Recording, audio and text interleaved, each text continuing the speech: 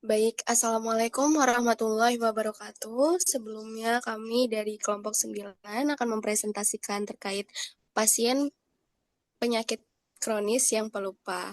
Di sini kami akan memberi konseling terkait pasien ini.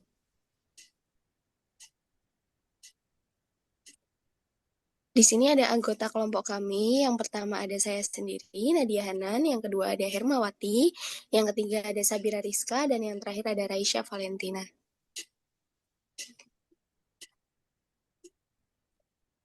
Kasus yang kami ambil yaitu Tuan Rudi, pria 50 tahun, baru saja mendapatkan resep Captopril 12,5 mg dari dokternya untuk pengobatan gagal jantung kronis.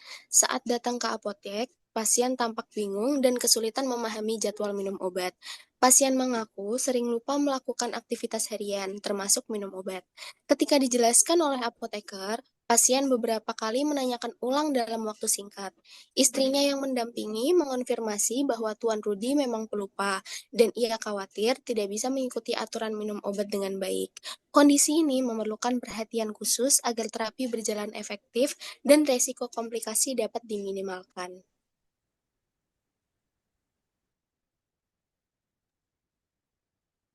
Baik, selanjutnya identifikasi masalah.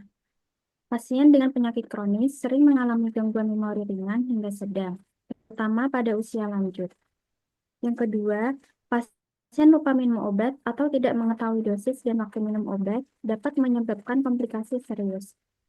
Dan yang ketiga, kurangnya pendamping atau pengingat menjadi faktor risiko non-kepatuhan terhadap terapi.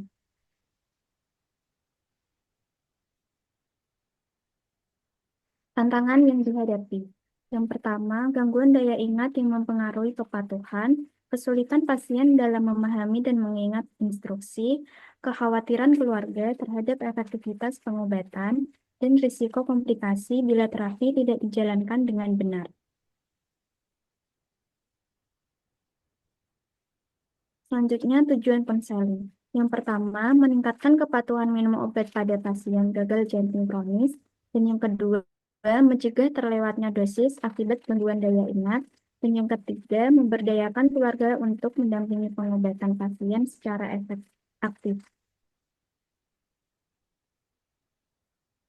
Selanjutnya, strategi konseling untuk pasien kronis yang pelupa. Yang pertama, saran pengingat untuk menghindari lupa. Contohnya, cobalah mengatur alarm atau pengingat di ponsel setiap kali waktu minum obat untuk membantu tidak lupa.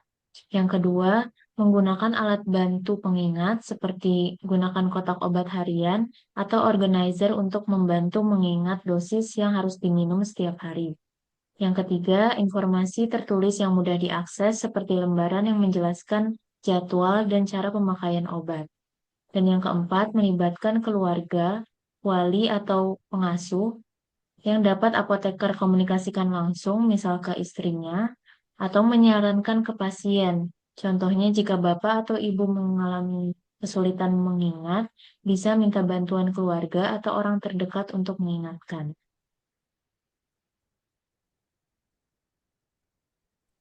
Baik, di sini kami berikan contoh dialog konseling untuk pasien kronis yang pelupa. Selamat pagi, Pak. Benar, ini dengan Bapak Rudi. Iya, saya sendiri. Baik, saya ingin konfirmasi resep terlebih dahulu ya, Pak. Atas nama Bapak Rudi, usia 50 tahun, alamat di Jalan Kaliurang. Ini resep dari Dokter Karina untuk obat Captopril 12,5 mg. Betul ya, Pak? Betul, Mbak. Baik, sebelumnya perkenalkan saya apoteker Nadia. Boleh saya minta waktu Bapak sekitar 6 menit ke depan untuk menggali informasi seputar kondisi dan menjelaskan penggunaan obat agar lebih maksimal. Boleh, silakan. Baik, di sini tujuan saya adalah untuk membantu Bapak memahami dan bisa mengikuti pengobatan dengan baik. Tenang aja, Bapak untuk informasi yang kita bicarakan itu akan bersifat rahasia, Pak. Baik, Mbak. Baik, untuk resepnya ini baru pertama kali Bapak terima ya? Iya, baru dikasih kemarin. Boleh saya tahu keluhan utama Bapak? Saya gampang capek, terus napas juga kadang sesak. Apakah Bapak memiliki riwayat penyakit lain seperti diabetes atau pernah dirawat sebelumnya? Enggak, cuma darah tinggi. Baik, apakah Bapak sedang konsumsi obat lain seperti jamu atau herbal? Kadang minum air rebusan daun sirsa. Kalau dengan alergi, Pak, apakah Bapak alergi terhadap obat, zat lain, atau makanan minuman? Nggak ada alergi obat sejauh ini. Baik, untuk merokok dan minum alkohol? Dulu ngerokok, Mbak. Sekarang udah enggak. Baik, Bapak, apakah dokter sudah menjelaskan mengenai obat dalam resep ini? Dokter kasih katanya untuk jantung. Untuk cara penggunaannya, apakah sudah dijelaskan oleh dokter, Pak? Nggak tahu, Mbak. Ini baik. Bagaimana harapan setelah menggunakan obat ini? Apakah sudah disampaikan oleh dokter? Kayaknya belum juga, Mbak. Saya lupa. Oke, Bapak tidak apa-apa. Di sini saya izin menjelaskan tentang obatnya ya, Pak. Jadi, obat yang akan digunakan namanya Captopril 12,5 mg. Obat ini membantu jantung Bapak bekerja lebih baik. Kandungannya adalah Captopril dalam bentuk sediaan tablet, diminum satu tablet 2 kali sehari pada pagi dan sore hari. Sebaiknya 1 jam sebelum makan. Untuk obat ini bisa langsung ditelan dengan air putih aja. Untuk Baik, obat Mbak. ini bekerja menurunkan tekanan darah dan membantu jantung memompa darah dengan lebih baik. Kadang-kadang efek sampingnya bisa pusing, terutama saat awal minum. Tapi tenang aja, Pak, itu wajar terjadi kok. Kalau pusing gimana, Mbak? Ya, Bapak tenang saja. Kalau pusing ringan, Bapak bisa duduk atau berbaring sebentar untuk meredakan pusingnya. Namun kalau pusing berat atau frekuensinya menjadi lebih sering, Bapak bisa konsultasikan ke dokter. Untuk Ibu ikut mendampingi ya, Bu? Iya Mbak, soalnya Bapak ini sering lupa-lupa, jadi saya khawatir kelewat atau salah minum obatnya. Oh, bagus Ibu. Saya sarankan Bapak pakai pengingat seperti alarm HP atau kotak obat harian. Saya juga akan berikan lembar informasi berisi jadwal minum obat ya, Bu. Bisa ditempel di kulkas atau di meja makan. Boleh Mbak? Oke, jangan lupa untuk minum obat setiap hari meskipun sedang merasa sehat, Pak. Bila ingin mengonsumsi obat lain atau jamu, sebaiknya konsultasikan dahulu. Simpan obat ini bisa di kotak obat yang di tempat kering dan sejuk dan juga jauh dari jangkauan anak-anak.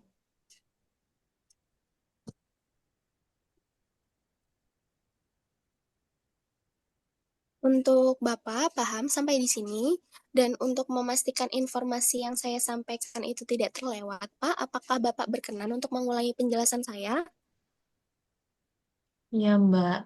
Tadi itu Captopril 12,5 mg. Terus minumnya itu sebelum makan. Itu kapan ya, Mbak? Oke, Tadi bagus sekali, pagi, Pak. Bila ada tadi keluhan pagi, atau tadi pagi, malam atau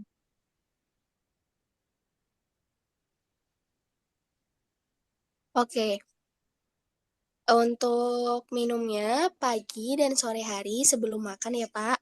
Dan jangan lupa untuk minum tiap hari. oh,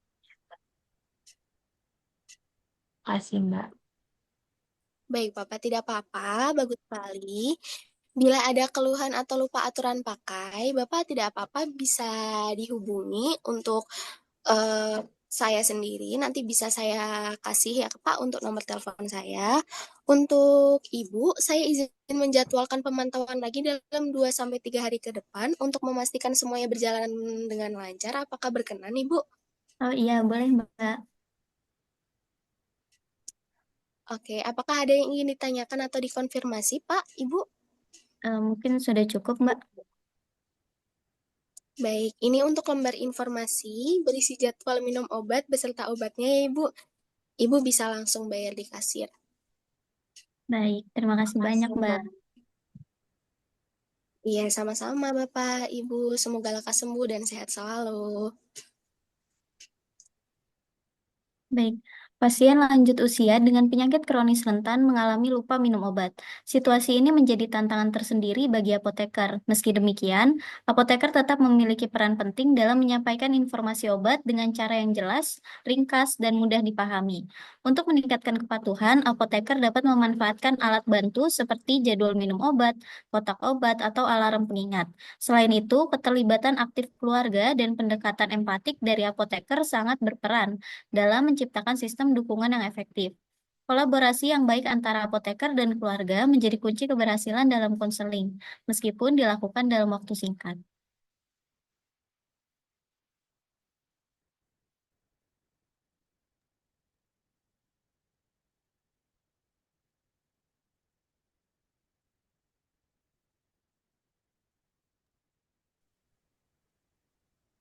Baik, sekian dari presentasi kelompok kami. Kurang lebihnya mohon maaf.